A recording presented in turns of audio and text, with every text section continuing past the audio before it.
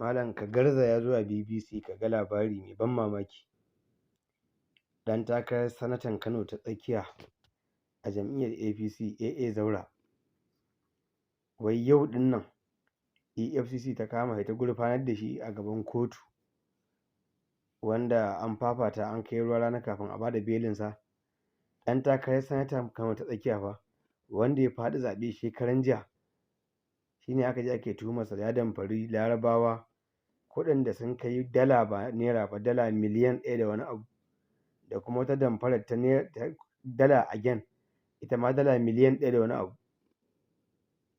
To yanzu wannan abun a wurin ɗan Najeriya ba abin takaici bane ba?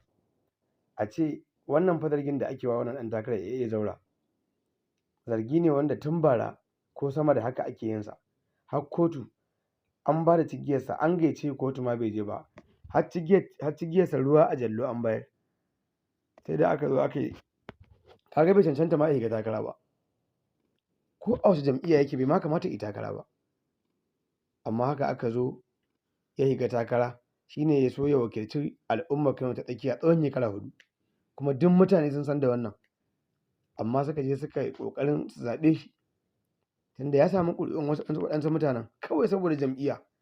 Na rasa yaushe za mu gane cewa jam'iyya daban mutum daban.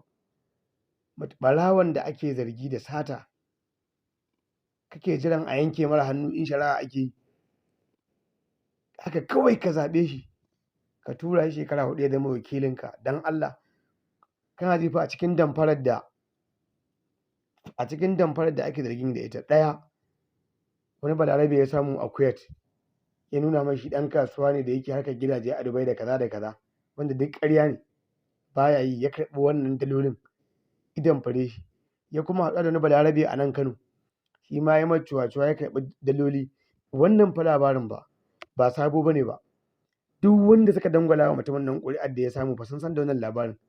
Su ne suka zaɓe shi, suke son nan da shekara 1 shekara 2 su zo teburin mai shayi su ringa cewa ya ci amanarsu, ya saɓa musu alƙawari. Don girman Allah wannan abin anya ba zolayar Ubangiji muke ba? A irin wannan tsarin da muke yin haka, don Allah abin nan babu tsokanar Ubangiji?